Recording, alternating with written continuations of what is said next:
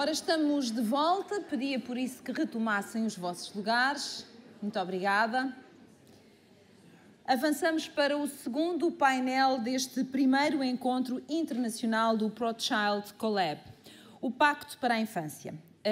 Foca aqui a prevenção, a proteção contra todas as formas de discriminação e de violência contra a criança. Para abrir este painel, vamos conhecer o segundo vídeo do Pacto Trocado por Miúdos, que conta a história da infância de Gabriel, um menino que sofria de violência em casa e ultrapassa o problema com a ajuda de toda a comunidade da escola.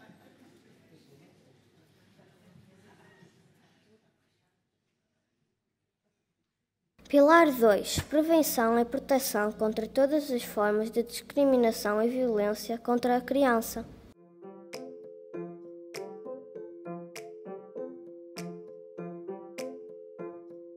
Esta história foi criada pela turma 4A da ABC São Cristóvão, em Guimarães. Queremos partilhar convosco as nossas ideias sobre a infância e sobre os direitos das crianças. E por isso inventamos esta história.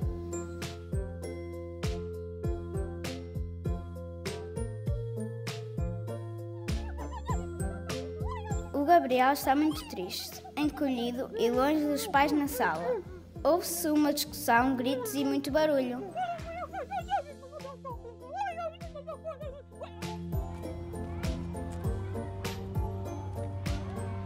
No dia seguinte, o Gabriel continua muito triste e afastado dos colegas que estão todos a brincar. Olá, Gabriel. Vamos brincar? Não quero brincar, vai-te embora. O que é isso no teu braço? Magoaste-te? Mais ou menos. O que te aconteceu? Conta lá, Gabriel. Ontem os meus pais estavam muito zangados, discutiram muito e partiram coisas lá em casa. Professora Sandra, pode vir cá, por favor? O que se passa? O Gabriel precisa de ajuda. Está triste, tem uma nota negra no braço. Mais tarde, na sala dos professores, a professora Sandra fala com a psicóloga Karina. Karina, estou preocupada com o Gabriel. Acho que seria importante tu conversares com ele. Claro que sim, vou falar com ele. Obrigada. Eu vou chamar a família do Gabriel e falar com eles sobre o que aconteceu.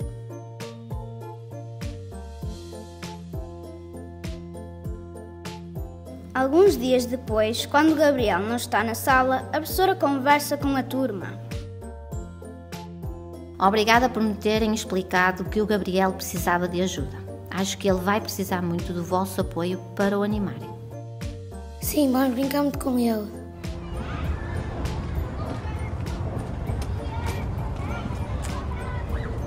Os brinquedos novos que fizemos para o recreio são espetaculares. Anda, Gabriel, vamos brincar com os brinquedos novos.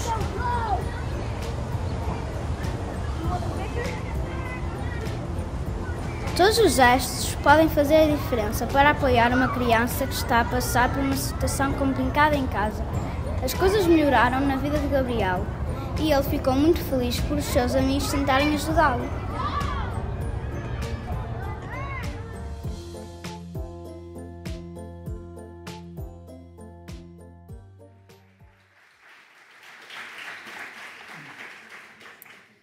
Estava aqui a ver este vídeo e a pensar que às vezes estas situações acontecem em todos os estratos sociais e às vezes parte-se do princípio que só as crianças que vêm de um contexto desfavorecido é que enfrentam este género de realidade e nem sempre se está suficientemente atento. E acho que, se calhar, às vezes, despertarmos um bocadinho mais até empatia nas crianças para que elas sejam mais atentas aos seus pares, não era mau. Desculpem lá a minha consciência de mãe aqui a falar, já não é a apresentadora, mas sou eu, mãe, que gosta de ir às escolas e gosta de ouvir os garotos.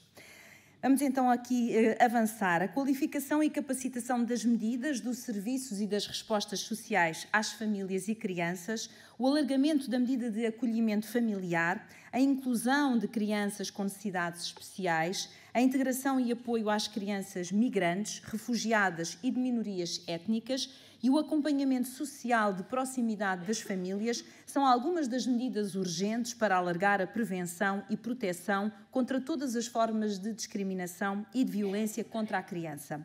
A proteção e o desenvolvimento das crianças é, por isso, um desígnio que implica todas as frentes, políticas, financeiras, educacionais, de saúde, de habitação, de segurança social e de ambiente, que implicam processos de coordenação intergovernamental. Para apresentar este painel, temos a honra de receber Carme Telo Cassani, professora associada na Faculdade de Medicina da Universidade de Lleida, presidente da Associação Catalana per la Infância Maltratada e presidente da Federação de Associações para a Prevenção do Maltrato Infantil. Chamo então ao palco Carme Telo Cassani.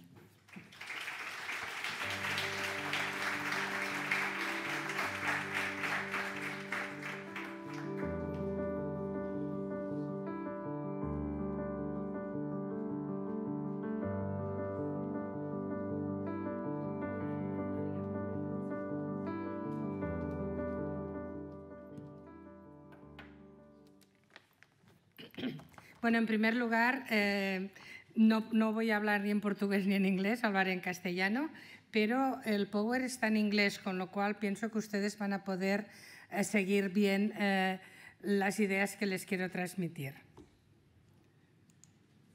Bueno, en primer lugar, dar las gracias a la doctora Suárez por su invitación, que me permite poder participar en este encuentro internacional. Considero que este encuentro nos va a dar la oportunidad de desarrollar un importante y productivo debate sobre cómo luchar contra la pobreza infantil y promover el bienestar y los derechos de la infancia. Europa es una de las regiones más ricas del mundo, pero aunque mayoritariamente nuestros niños y niñas pueden ir al colegio y tienen acceso a la sanidad, una vivienda, estar alimentados, etc., estamos observando un número alarmante y creciente de niños, niñas y familias que viven en la pobreza y la exclusión social.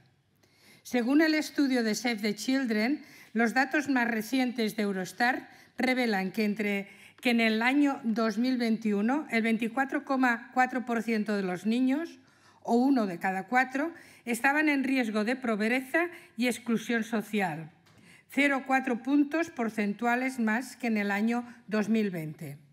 La proporción de niños que viven en hogares con alto nivel de desempleo de los padres fue del 8,3% frente al 7,6% del año 2020. Entre los Estados miembros de la Unión Europea en el año 21, los porcentajes más altos de niños en riesgo de pobreza o exclusión social se registraron en Rumanía, el 41,5%, España, el 33,4% y Bulgaria, el 33,0%. Por otro lado, los porcentajes más bajos se registraron en Eslovenia, el 11%, Finlandia, el 13,2% y Chequia, el 13,3%. En el año 21, el 24,4% de los niños menores de 18 años en la Unión Europea estaban en riesgo de pobreza o exclusión social en comparación con el 21,1% de los adultos, es decir, de más de 18 años. La desigualdad ha crecido últimamente debido especialmente a los colectivos de inmigrantes y menores sin documentación. Hay que tener en cuenta que en España hay una población migrante muy alta procedente de subsaharianos y de toda la parte de Marruecos. Y esto es un problema muy importante dentro de la pobreza infantil, con las dificultades de poderlos atender correctamente. En España, según el informe de Infancia con Derechos, Plan de Acción Estatal para la Implementación de la Garantía Infantil en Europa, que correspondería al programa 2022-2030 del Ministerio de Derechos Sociales y Agenda 2030, Las comunidades autónomas con mayores problemas de pobreza serían las coloreadas en azul oscuro, que pueden ustedes ver en este mapa. Hay diferentes causas que generan pobreza infantil. Según el análisis de la encuesta de condiciones de vida con enfoque de infancia del 2023 de Plataforma de Infancia de España, la Síndica de Greuges de Cataluña plantea diferentes elementos que inciden en el aumento de la pobreza infantil. Nosotros añadiríamos el problema ligado a los niveles académicos, como pueden ver ustedes en este gráfico.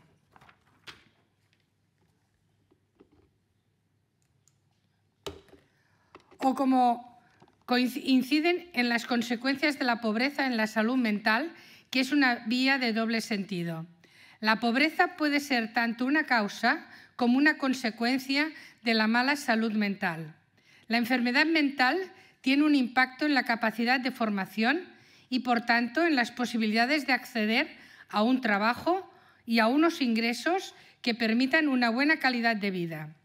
Esta desventaja, cuando hablamos de pobreza, empieza antes del nacimiento de estos niños y niñas, y de no ponerse las condiciones necesarias para modificar su destino, se irán acumulando a lo largo de su vida. Los padres y madres que viven en la pobreza se enfrentan a elevadas y constantes situaciones de estrés. Dificultades derivadas tanto de no poder llegar a final de mes como por no tener una vivienda segura y confortable, riesgos elevados de poder caer en la delincuencia, tener problemas en su salud física o trastornos relacionados con la salud mental, tales como la esquizofrenia, la depresión y la ansiedad, y especialmente el abuso de sustancias. Otro factor importante es el nivel académico que ya les señalaba en la anterior diapositiva, que pueden o no alcanzar los progenitores. Los estudios indican que los factores de mayor riesgo para el maltrato infantil se dan cuando las madres tienen un nivel académico muy deficiente o sufren algún tipo de drogadicción. La exposición de los niños y niñas a la pobreza está asociada a un mayor riesgo de problemas también de salud mental, de obesidad, de enfermedades crónicas y a una elevada posibilidad de padecer diferentes tipos de violencia, malos tratos, negligencias o abusos sexuales. Tienen que tener ustedes en cuenta que lo que dicen las estadísticas es que el 90% de la violencia contra los menores es intrafamiliar o de una persona conocida. Los niños maltratados sufren múltiples y diversas pérdidas durante su infancia y adolescencia, aunque muchas veces existe dificultad para el reconocimiento de dichas prácticas. Muchas víctimas han sufrido de forma crónica el abuso, con lo que pueden haber desarrollado mecanismos de adaptación a la situación, con lo que pueden no identificar la situación vivida como un duelo. Entre ellas, la pérdida principal es seguramente la pérdida de una relación segura y de confianza con los adultos referentes, que, tal como se ha comentado, es la base para el desarrollo del niño y la niña.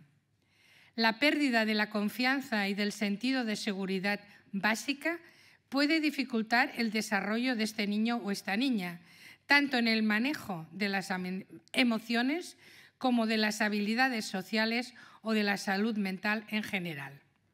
Me parece muy interesante el vídeo que se ha pasado, porque los niños dan señales.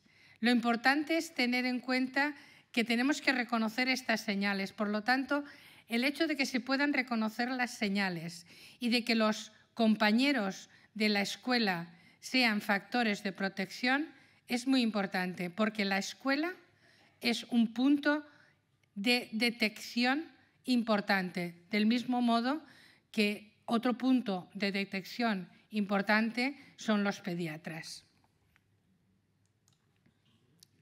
La pérdida de la relación básica de seguridad enmascara otras pérdidas más sutiles o difíciles de definir, como la pérdida de la infancia con todo lo que ello implica, de la inocencia, de la esperanza, de la seguridad, del sentido.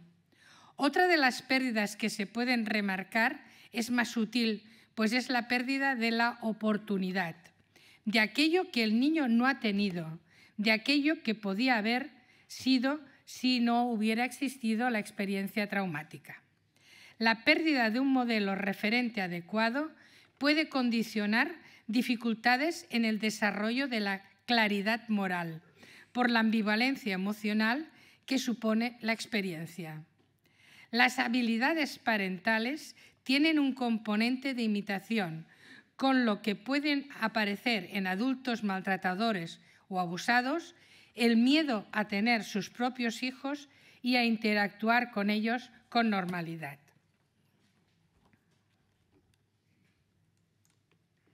Tenemos muchos datos sobre la pobreza infantil en relación con lo material, pero pocos datos sobre la pobreza emocional, de cómo esta pobreza emocional puede afectarles, no solo a los niños y niñas que carecen de los mínimos vitales, sino a todos aquellos que pueden gozar de los mismos sin problemas. Los niños con apegos deficientes tienden a mostrar afectos socioemocionales deficientes, como habilidades sociales de afrontamiento y de resolución de problemas deficientes, rabietas, comportamientos adhesivos, retraídos o agresivos, etc.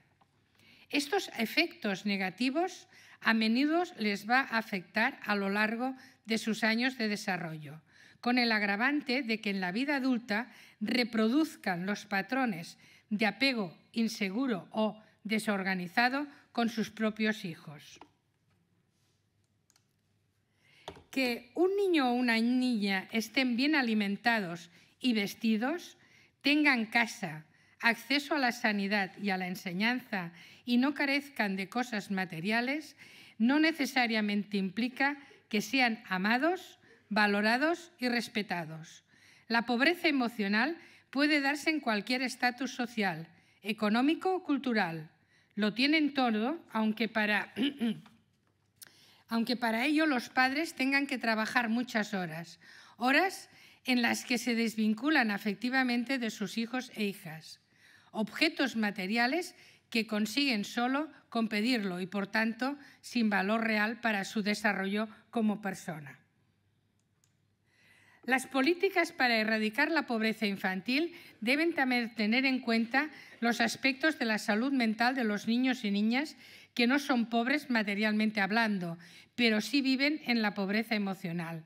Cada vez más en nuestra Europa somos espectadores de una infancia que no está en la pobreza, pero que tiene más dificultades para poder desarrollar tanto la empatía como la función reflexiva. Empatía para poder comprender y compartir los sentimientos de los demás, para poder tratarles como personas diferentes a nosotras y no como objetos a ser usados. Función reflexiva para poder pensar sobre sus propios pensamientos y poder expresárselos a los otros.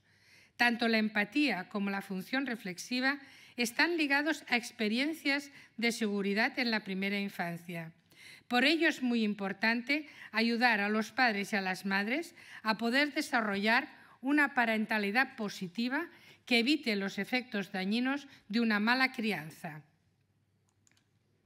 Y para concluir, pensamos que las políticas dirigidas a luchar contra la pobreza infantil y promover el bienestar y los derechos de la infancia deben de tener en cuenta no solamente los aspectos de cuidados materiales, sino todos aquellos ligados a la salud mental y a favorecer una vinculación afectiva segura.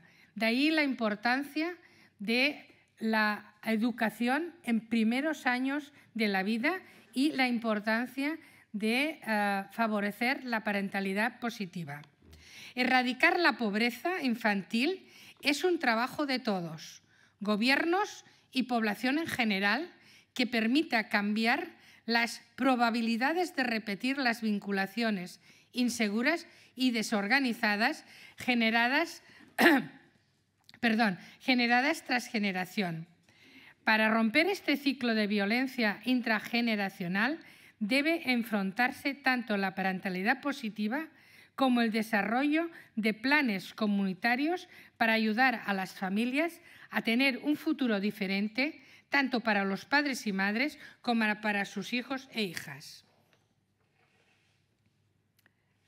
Bueno, y ya está. Muchas gracias.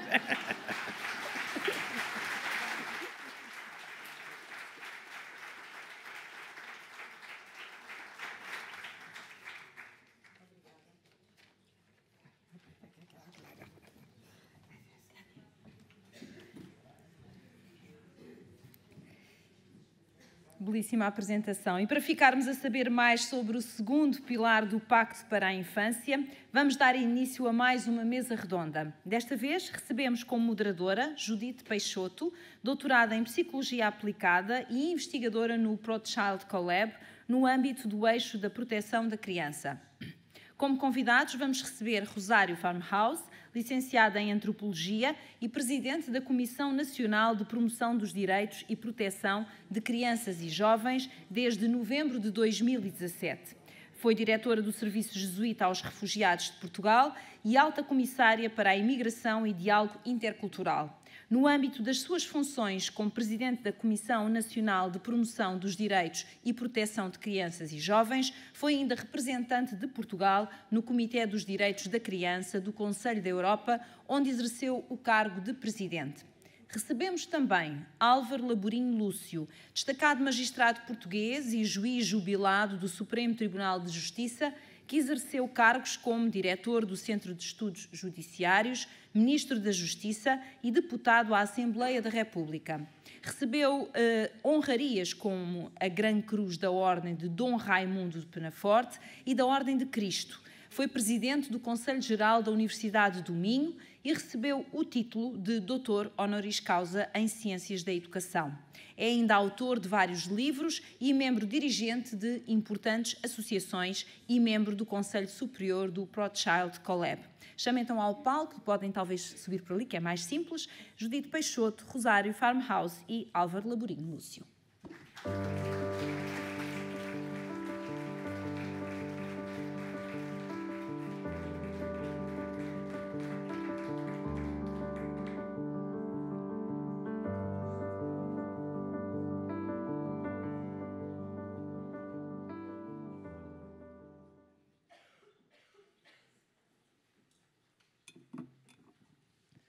Muito bom dia a todos e a todas.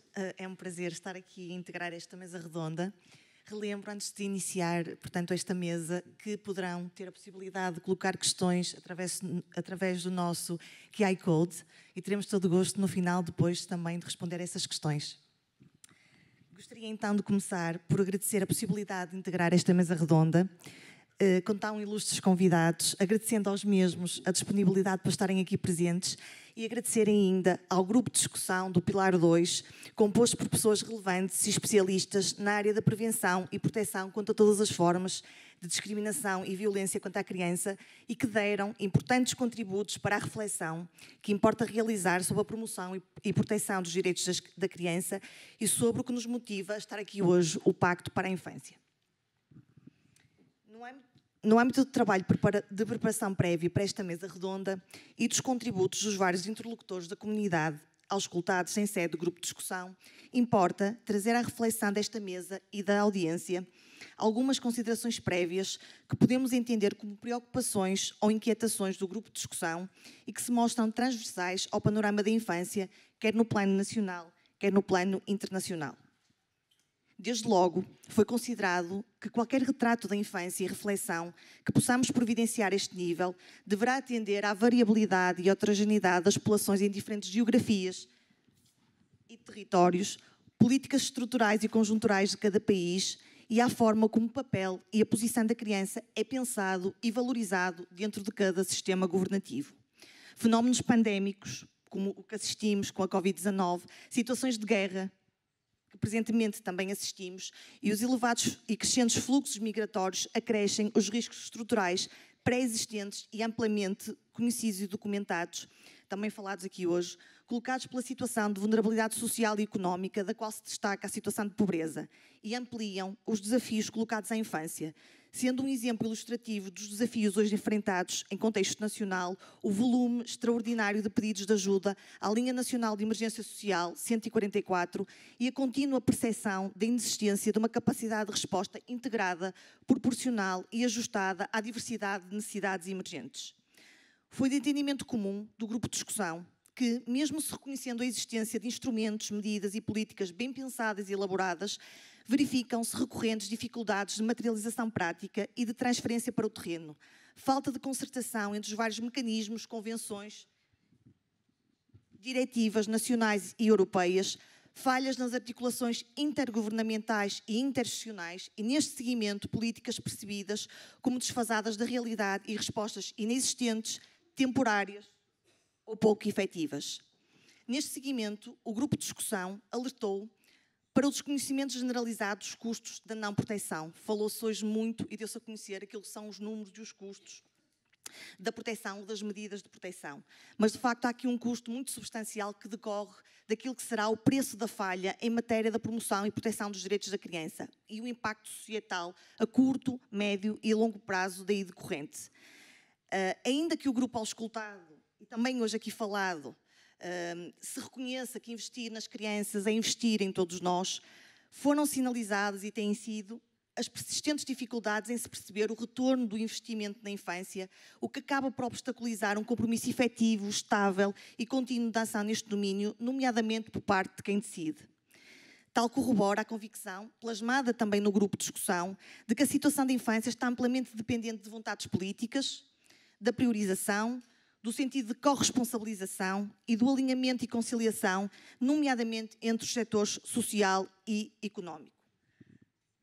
Para além disso, reforça a absoluta necessidade das pessoas que decidem em matéria de infância terem conhecimento e formação nos temas da infância e ainda, algo que aqui também hoje foi falado, sensibilidade. E de se construir uma verdadeira cultura institucional e organizacional, educativa, judicial, de saúde, centrada na criança, inclusiva e pensada à sua medida, o que não tende a acontecer porque os adultos são os beneficiários maioritários ou exclusivos de muitas das medidas e políticas entendidas como essenciais ou prioritárias. A questão de pensar à medida da criança passa, por exemplo, por valorizar um tópico amplamente reconhecido no âmbito do grupo de discussão e que se refere aos tempos livres das crianças e aos riscos a eles associados, como, por exemplo, os riscos digitais. Tendo sido destacado o papel desenvolvimental, preventivo e protetor que esses tempos livres desempenham nos domínios da saúde física e mental e da inclusão também de crianças com necessidades educativas especiais, aquelas que acumulam vulnerabilidades múltiplas e para quem muitas vezes não há respostas. Tendo sido este nível ressaltado o sentido de agência que o poder local poderá e deverá desempenhar nesta matéria.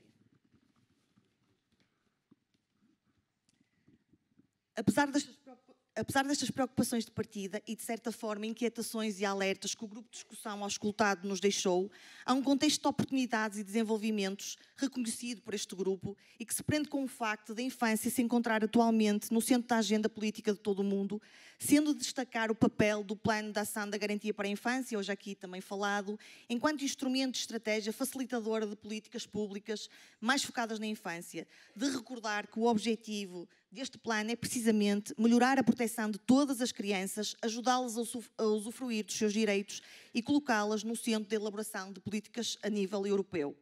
No seguimento desta abordagem, às oportunidades e desenvolvimentos, várias medidas e respostas em contexto nacional, umas de âmbito universal, outras de caráter mais seletivo ou adicional, foram destacadas pelo grupo, pela verdadeira base comunitária em que ancoram e pela relevância social que assumem, designadamente o alargamento da gratuitidade das creches a todas as crianças, associada à função promocional, protetora e de prevenção de riscos que a integração de crianças em equipamentos de infância pode constituir, ao contribuir para o desenvolvimento da criança e para a monitorização do seu bem-estar e ajustamento e detecção precoce de situações, nomeadamente de violência.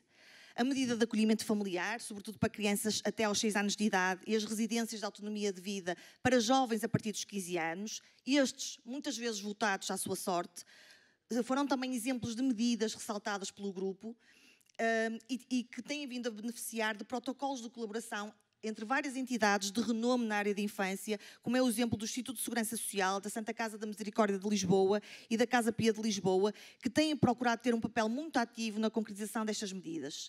Foram ainda salientadas outras medidas que importa também perceber como contextos de oportunidade, e exemplos a seguir, como as respostas de apoio psicológico para crianças e adolescentes vítimas de violência doméstica, as designadas RAP, um bom exemplo de uma resposta qualificada e especializada, descentralizada para todos os distritos de Portugal, que já terá beneficiado 10 mil crianças, o que é muito significativo para um ano de atividade e mostra por si só a necessidade e a relevância deste tipo de medidas na infância e na resposta às necessidades de saúde mental que vítimas, especialmente vulneráveis como as crianças, apresentam.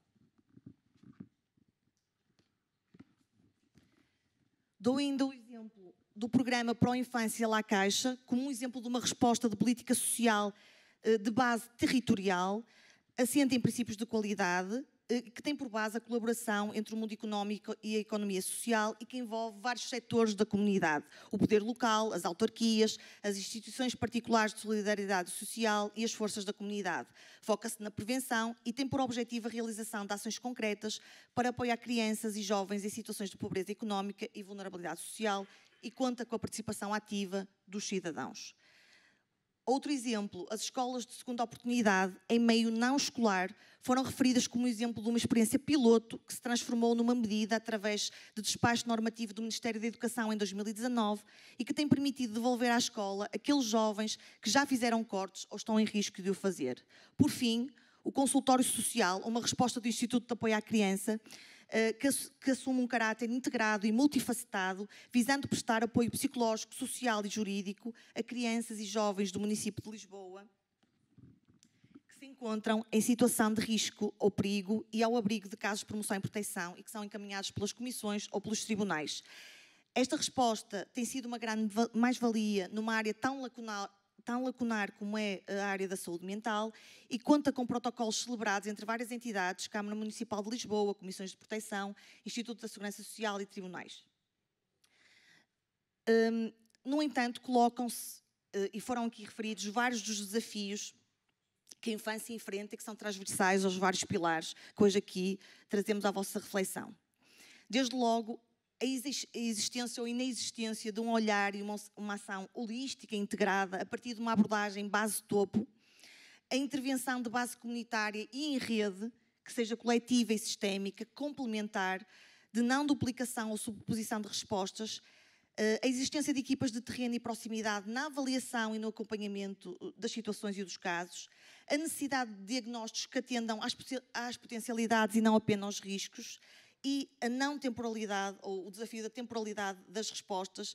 Hoje também se falou dos vários ciclos económicos e financeiros dos quais estão reféns muitas destas medidas importantes para estas crianças e a efetiva priorização daquilo que é um princípio máximo, o superior ao melhor interesse da criança, sobretudo quando há interesses concorrentes.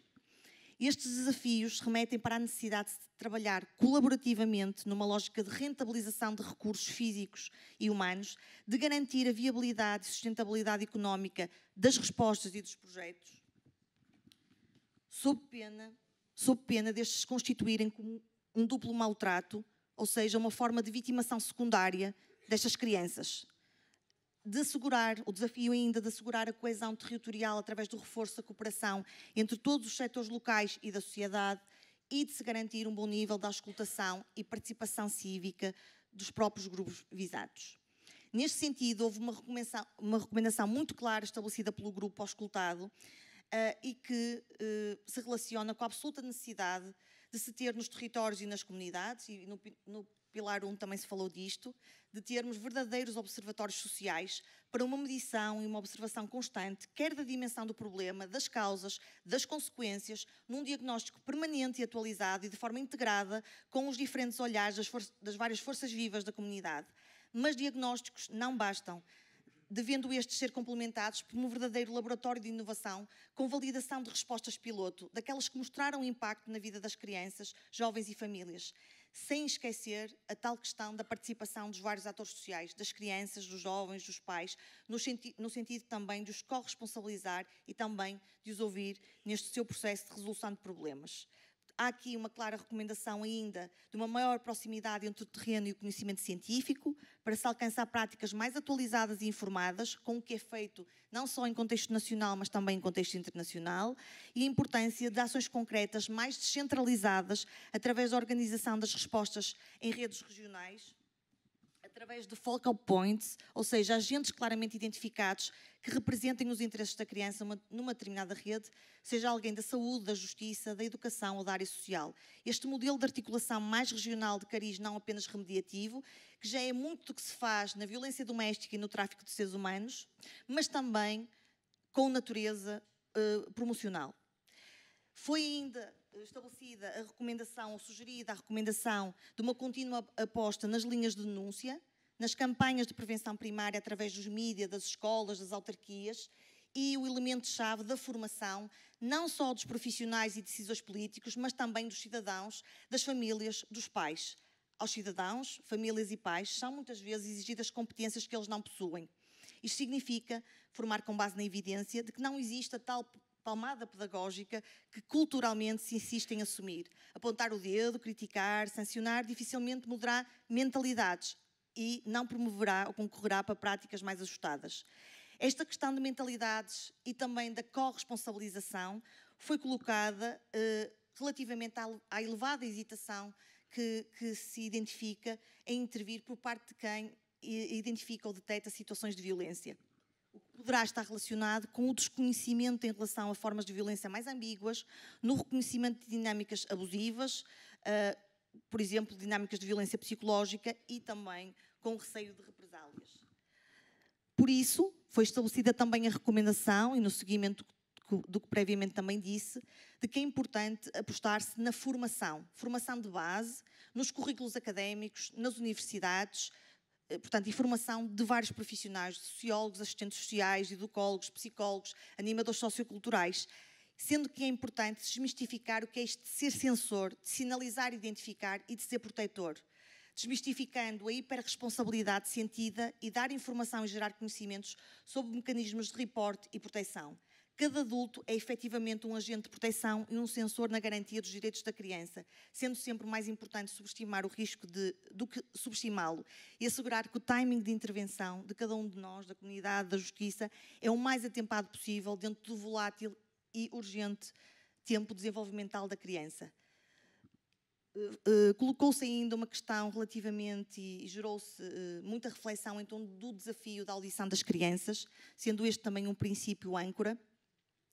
Isto das crianças serem ouvidas o mais precocemente possível, todas as crianças, em todos os tipos e formas de violência, o que não parece estar a acontecer, por exemplo, em casos de violência psicológica ou de violência digital, em que são vistos como casos menos prioritários, em que a gravidade não será tão evidente. Tal como acontece com os adultos, as crianças por vezes também têm receio de participar e dizer aquilo que sentem nas suas vidas, pois não sentem que exista uma participação segura e protegida, nomeadamente no contexto da justiça. Garantir essa proteção poderá estar desde logo associada à tal formação dos profissionais, técnicos, polícias e magistrados. E também a importância do contínuo reforço da aposta nos programas Amigos das Crianças e na humanização das salas em que estas são ouvidas. Estas salas não são meros espaços físicos, mas ambientes terapêuticos, facilitadores de processos verdadeiramente importantes para cada uma destas crianças. E finalizando aqui, ou tendo finalizado aqui a síntese providenciada ou realizada a partir daquilo que foram os resultados a partir do grupo de discussão, gostaria de colocar ao Dr. Labrinho Lúcio e à Dra. Rosário Farmhouse precisamente a questão: que reflexões é que estes contributos destes profissionais, destes especialistas, destas pessoas que estão no terreno, que fazem investigação nesta área, suscitam, e o que é que gostariam de acrescentar e que pontos gostariam de salientar naquilo que tem sido uma mensagem muito convergente em todas as comunicações e as intervenções que temos ouvido desde esta manhã. Obrigada. Então, muito bom dia a todas e a todos. Eu começo por cumprimentar todas e cada um, todas as pessoas aqui presentes, na pessoa da Sra. Professora Isabel Soares, agradecer a oportunidade para estar aqui e cumprimentar todos os presentes. Um cumprimento especial ao Sr. Ministro da Islândia, com quem tive o prazer de já estar em Reykjavik, no encontro do Conselho Europeu para os Direitos da Criança, e onde já tinha tido a oportunidade de conhecer esta capacidade inspiradora e contagiante. Muito obrigada pela sua apresentação. A Islândia é, sem dúvida, um país muito inspirador em matéria da infância, um país pioneiro nas suas políticas, que nos tem inspirado aos mais diversos níveis, em concreto agora também com o projeto Barnahus, no que respeita à sua implementação em Portugal, que esperemos começar já em 2024 com o projeto piloto. Têm sido feitos vários trabalhos de preparação e esperemos poder torná-lo realidade em Portugal, também em Portugal, porque já é uma realidade em muitos países do Conselho da Europa, este projeto que nasceu na Islândia. E por isso, muito obrigada por tudo o que fazem, pela forma como fazem, como nos inspiram. Também aos outros conferencistas, à professora Carmen, que fez uma apresentação maravilhosa também, muito obrigada. E agradecer especialmente este momento único de estarmos todos juntos, de várias áreas, áreas de profissão, áreas de formação, com uma casa cheia, trazendo a visibilidade e a centralidade da criança. E por isso, muito obrigada à ProChild Collab por tudo o que tem feito ao longo destes anos, que nos tem ajudado a colocar a criança no centro. E da parte da Comissão Nacional é mesmo muito obrigada. Depois foram muitas aqui as sugestões e as ideias, e começar por dizer que Portugal é um país com uma capacidade de resposta, de criatividade, de inovação extraordinária, tem uma enorme dificuldade em criar mecanismos de medição daquilo que faz, de monitorização do que faz e de reporte do que faz. E por isso, ao ouvir tudo o que foi sendo aqui apresentado pela professora Judite Peixoto, dizer que muitas das coisas acontecem, estão também elas na Estratégia Nacional para os Direitos da Criança, mas de facto se calhar há uma enorme dificuldade em podermos dar visibilidade àquilo que vai sendo feito de forma talvez mais invisível pelos vistos, mas que tentam responder aos desafios que aqui foram ditos, seja a formação, seja a sensibilização da opinião pública. Este tema que aqui nos une, desta prevenção e proteção contra todas as formas de discriminação e de violência contra a criança, é sem dúvida, exige de todos nós uma mudança de mentalidade. Temos feito uma evolução enorme enquanto país, mas continuamos ainda muitas vezes a ficar indiferentes a situações de violência contra a criança ou de discriminação, mesmo ao nosso lado, tantas vezes na nossa família e na nossa família alargada, com dificuldade em intervir por estarmos demasiado perto.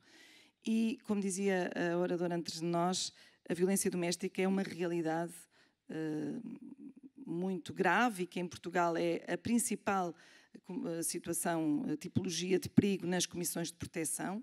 É, sem dúvida, o maior desafio de todos.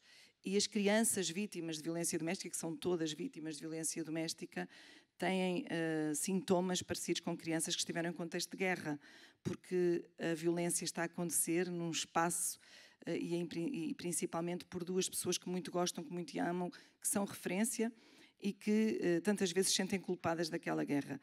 E é importante não ficarmos indiferentes. A mentalidade tem vindo a mudar, já há uma maior atenção, até porque é um crime público, há uma maior preocupação em darmos a conhecer, mas realçar aquilo que foi dito pela nossa moderadora, apresentadora, orientadora, Fátima Lopes, que a violência é transversal a todas as classes sociais e a violência contra as crianças é transversal a todas as classes sociais.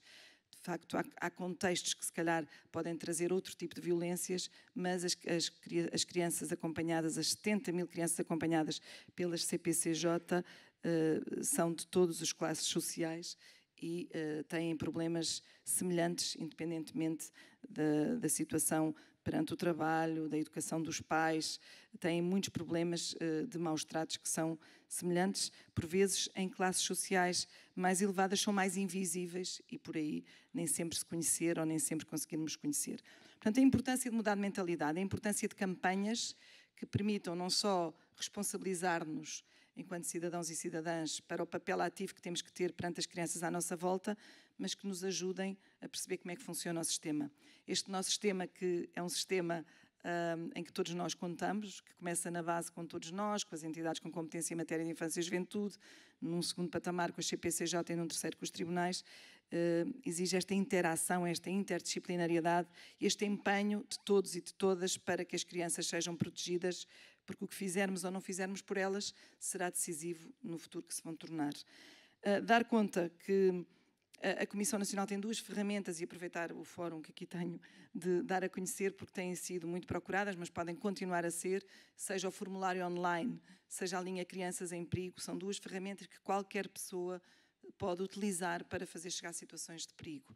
Pode fazê-lo de forma anónima, porque sei que ainda muitos têm receio, nem tanto de retaliações, mas de zangas na família, quando são parentes das situações de perigo, e podem-no fazer, e na pandemia foi o que valeu para conhecermos o que se estava a passar em tantas e tantas casas junto das crianças. E esta ferramenta tem permitido chegar a conhecer casos graves ou muito graves. Todas as comissões de proteção e nos encontros regionais têm feito essa pergunta, qual é a percentagem de comunicações que não são reais e se são casos médios ou graves. E casos não reais, estamos no 1%, e são tudo casos graves ou muito graves. E, portanto, são ferramentas que devem ser utilizadas.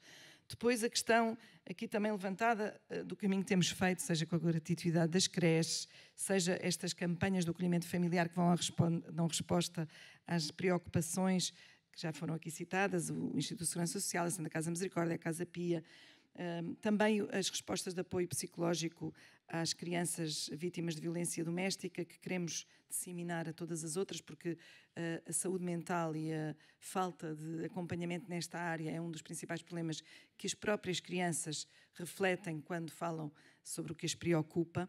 E aqui um aspecto muito, muito importante, que é a audição das crianças, que não só é o artigo 12º da Convenção sobre os Direitos da Criança, mas que deve ser posto em prática desde logo na família. Nós estamos ainda muito habituados a não ouvir as crianças, a decidir por elas. É importante ouvi-las e é importante dar feedback daquilo que ouvimos e porque é que podemos ou não podemos fazer o que estão a sugerir. Naturalmente que só podemos fazer aquilo que achamos que as protege, mas temos o direito e o dever de as ouvir e de dar feedback, que é o que mais pedem também as crianças do Conselho Nacional de Crianças e Jovens. Nós somos ouvidos para tudo e tiveram a oportunidade nestes 3 anos de serem ouvidos em todas as medidas de política pública e ficaram muito contentes porque sentiram esse feedback. Alguns diziam: aquilo que eu sugeri vi lá, ou aquilo que eu não sugeri não vi lá, mas disseram porque é que não estava. Isso é muito importante, é de facto valorizar a importância que as crianças têm e a importância de poderem participar em todas as matérias que lhes dizem respeito. E eu creio que estou quase já a terminar o meu tempo e tenho que passar aqui ao Dr. Labrinho Lúcio e, portanto, dar nota que as sugestões todas feitas são de extrema utilidade. Algumas respostas já existem, mas podemos melhorar. Aquilo que, de facto, falta mesmo para fazer a diferença era, e foi aqui apresentado, creio pelo Sr. Ministro da Islândia, a questão de podermos ter dados estatísticos que nos ajudem a monitorizar e, em concreto, a interoperabilidade dos vários sistemas, que para isso exige uma alteração à Lei de Proteção de Dados em Portugal.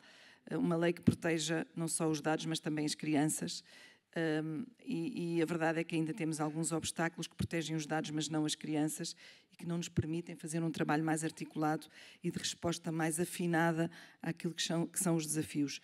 Dito isto, creio que, para já, as escolas têm um papel fundamental na mudança de mentalidade e têm-no feito em concreto com as questões ambientais, no combate à violência e à proteção contra todas as formas de discriminação, têm um papel fundamental, estando atentos, percebendo a discriminação mais visível, mas também a invisível, a discriminação social, o bullying e o cyberbullying, este combate atento e constante que no fundo exige um trabalho numa cultura para a paz, porque a violência começa em casa, na escola, nos nossos locais de trabalho, na comunidade, nos países e, infelizmente, depois leva a casos mais graves de países contra países.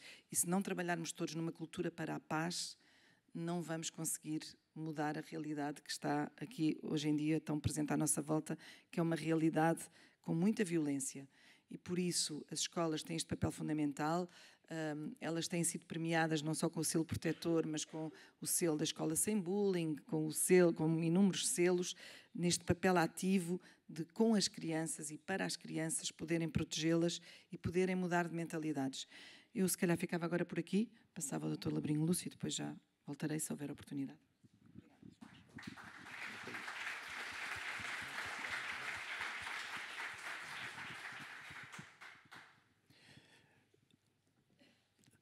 Muito obrigado. Começo por vos cumprimentar a todos e a todas. Agradecer a ideia que o ProChild teve em me convidar para me trazer aqui. Convite que eu aceitei, interpretando que se tratava de um convite simbólico. Isto é, o ProChild, inteligente e erguto como é, entendeu que, vindo aqui para um congresso destes, que tem como centro as crianças, não devia dispensar a presença de um velho. E digo isto não pela necessidade de reconhecer o meu estatuto, com o qual eu habito com muita facilidade, mas, sobretudo, para vos dar realmente a ideia de que, para o ProChild, nós somos uma sociedade de pessoas e não apenas uma sociedade de adultos. E isto é extraordinariamente importante para compreendermos a diferença de ponto de vista a partir do qual nós olhamos as questões ligadas às crianças. Eu, por exemplo, já encontrei solução para o que se segue à minha velhice. E sei agora, a partir de hoje, que quando eu voltar a ser criança, quero ir para a Islândia.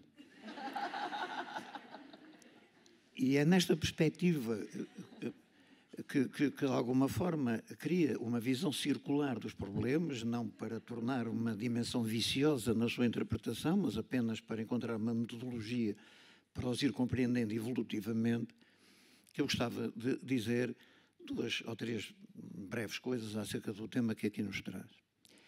O ProChild repete e deve repeti-lo, porque isto constitui o núcleo do seu ADN, que um dos grandes objetivos seus é o de colocar a criança no centro das políticas públicas. Eu diria mesmo colocar a criança no centro.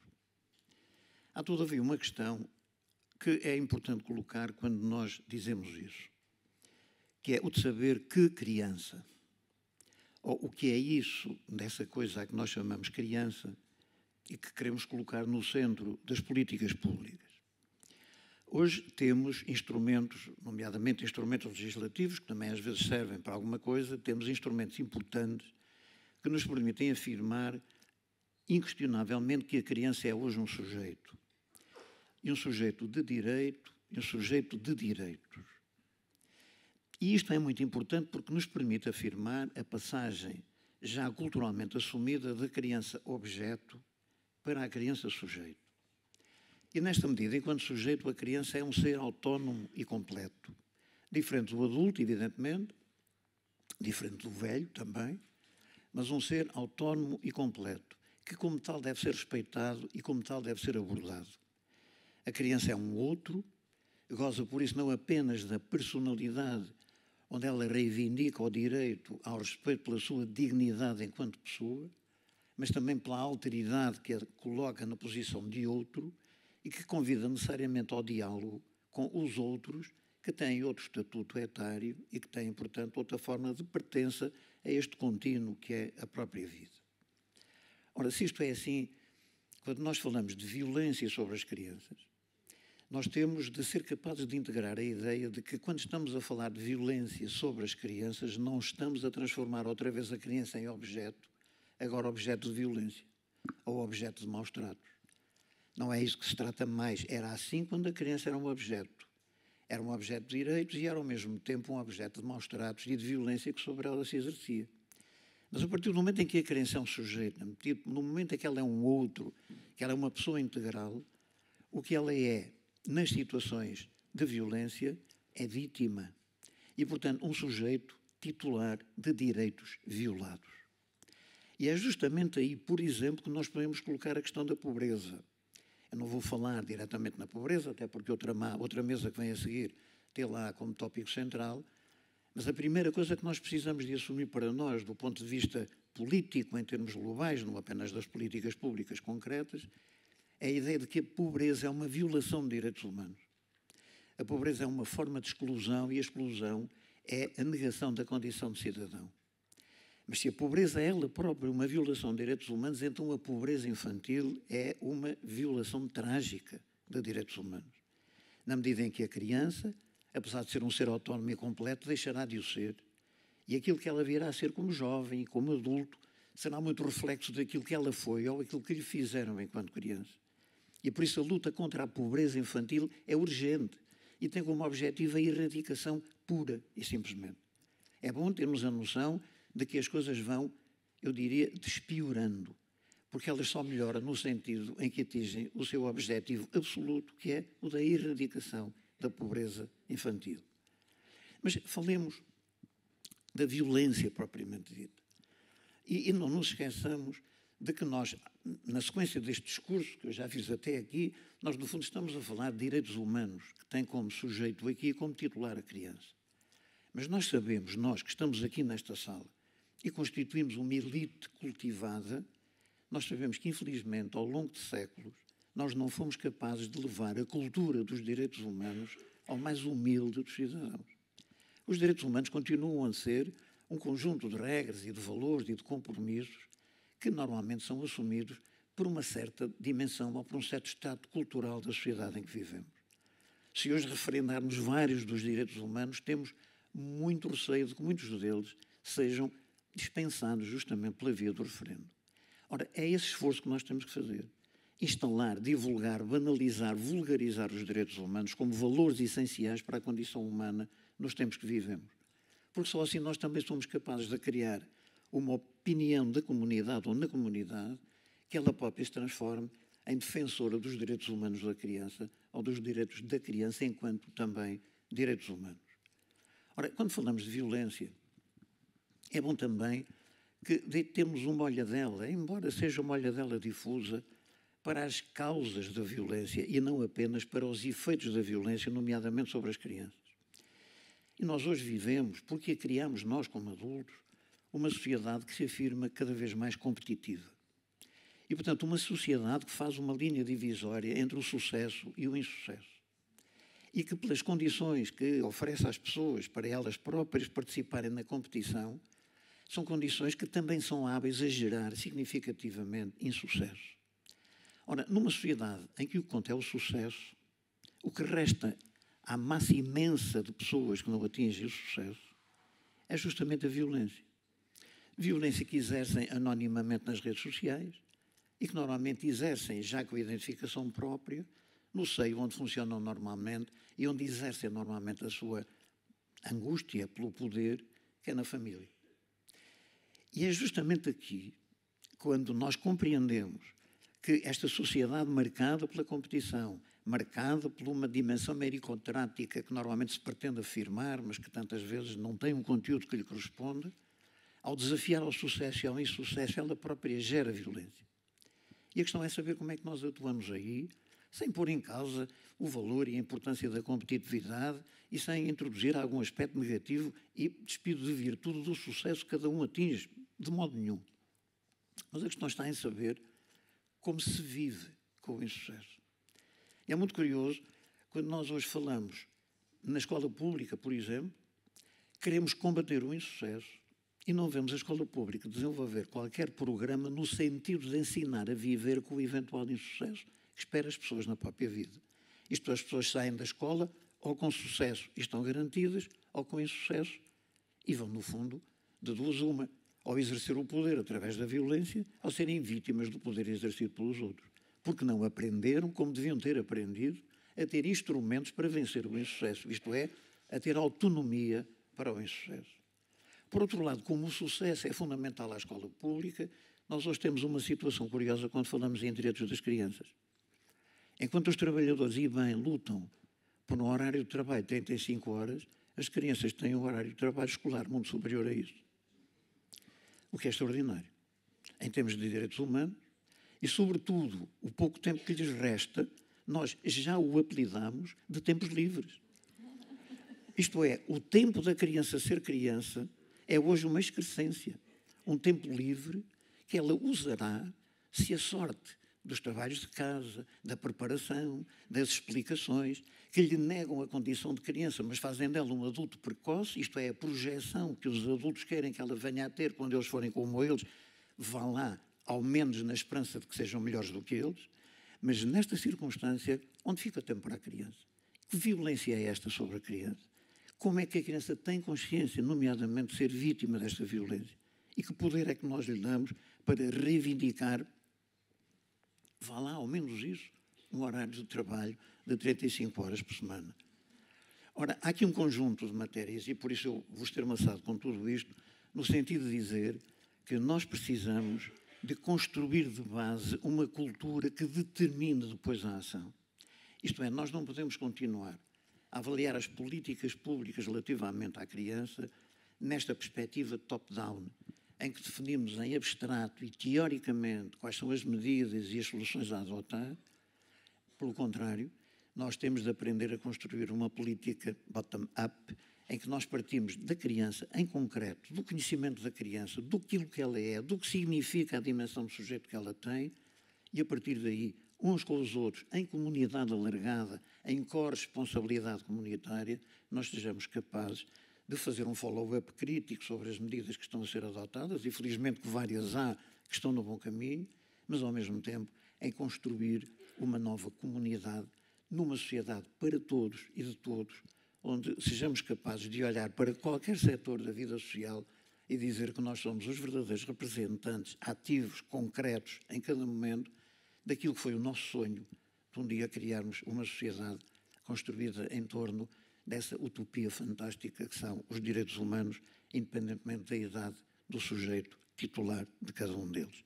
Julgo que isto apenas completará o que de muito importante foi e vai ser dito aqui, mas como pano de fundo, e sabem bem como eu gosto tanto de teatro, como pano de fundo parece-me importante para nós fazermos, à frente deste pano de fundo, evoluir o conjunto de cenas que são essenciais para que a criança nelas participando venha realmente a sentir que verdadeiramente dos adultos há respeito por elas, há reconhecimento por elas, pela autonomia delas, e há um conjunto de pessoas que já são capazes de nos apresentar soluções concretas. Não se esqueçam que o Sr. Ministro da Educação da Islândia começou por dizer: eu não sou um especialista. Muito obrigado, Sr. Ministro, porque nós estamos carecidíssimos de não especialistas que tenham apenas por detrás de si animá-los esta coisa fantástica que é o terem descoberto as crianças e de as amarem verdadeiramente. Muito obrigado por isso.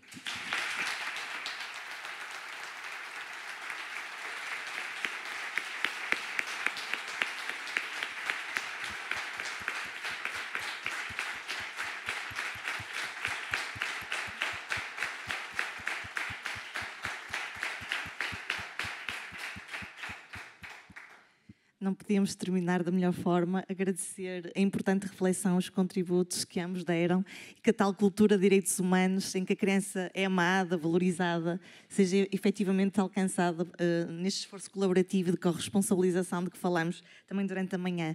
Eu agora passaria a palavra às colegas que estão na filtragem destas questões que o público eventualmente poderá ter colocado, tendo aqui alguns minutos para responder às mesmas questões.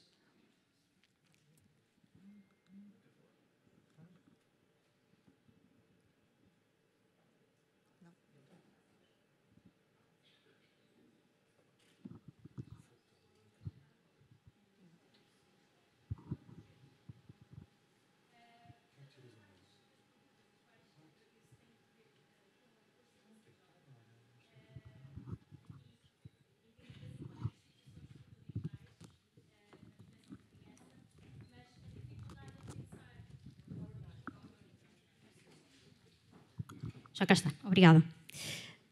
recomeçando, as questões centram-se essencialmente no papel das CPCJ enquanto instituições fundamentais, mas apelar aqui à necessidade de se pensar em estratégias como a garantia para a infância, sem olhar para o estado em que se encontram as diversas CPCJ do país. Portanto, aqui no fundo, perceber se temos os recursos adequados às necessidades de intervenção para e com as crianças, nomeadamente nas CPCJ, nas entidades com competência em matéria de infância e juventude e no Ministério Público. Obrigada. Temos mais questões, Sandra? Não. Não, ok. Iremos finalizar então. É o resumo de todas as perguntas, que davam um painel só para falar neste tema. A nossa lei de promoção e proteção é das leis mais bem desenhadas do mundo.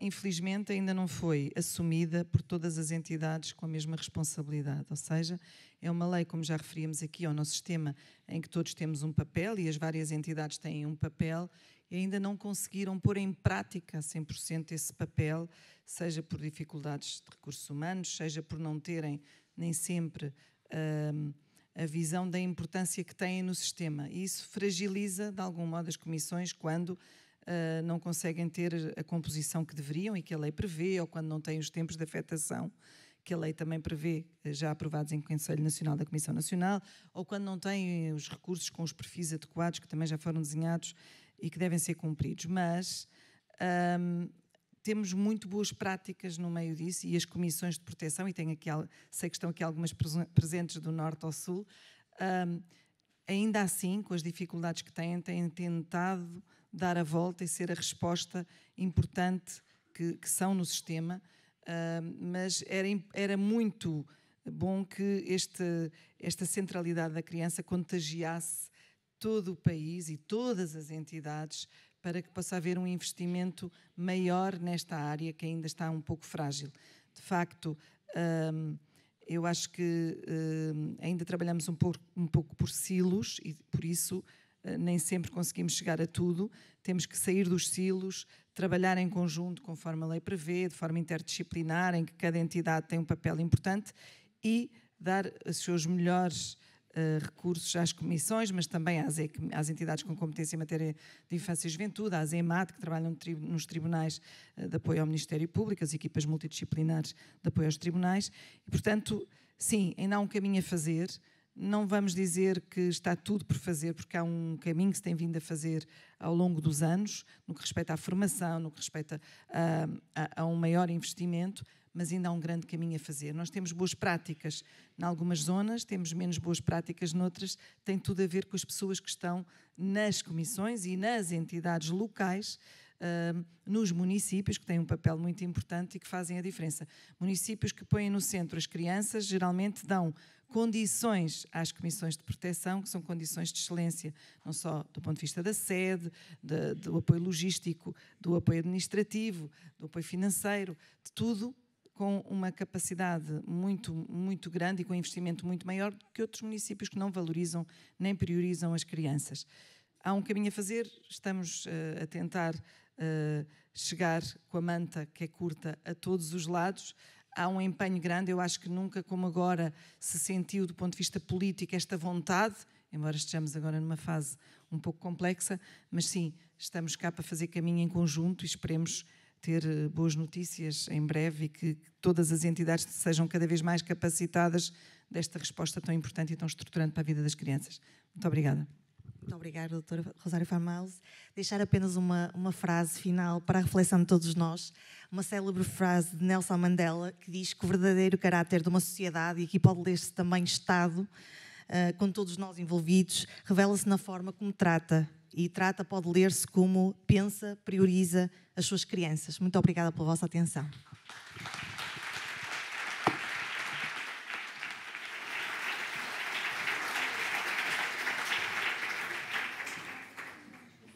Muito obrigada aos três. Eu atrevo-me aqui a brincar um bocadinho com o Dr. Álvaro Labourinho Lúcio e dizer que foi provavelmente escolhido pelas crianças. Provavelmente. Ora, é seguro dizer, muito obrigada. Podem ficar, nós vamos agora fechar este primeiro bloco, mas dizia eu que é seguro dizer que esta manhã já foi palco de partilha de conhecimento, reflexões e experiências em torno do Pacto para a Infância e de propostas concretas para reforçar as medidas orientadas para a promoção da inclusão social e da luta contra a pobreza infantil e de prevenção e proteção da criança. Terminamos agora a sessão da manhã.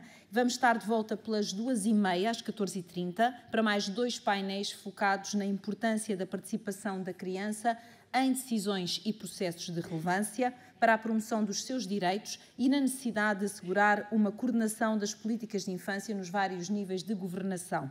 Na eventualidade de terem aparelhos de tradução, eu pedia-vos, por favor, que, e se por acaso não puderem estar na segunda parte do evento, pedia-vos então que deixassem esses aparelhos ali junto, enfim, das colegas que estão a fazer a recepção a todos os que estão neste evento. Aos outros, peço-vos, por favor, que tentem ser pontuais e regressem às 2h30 para o reinício dos trabalhos. Muito obrigada. Até já.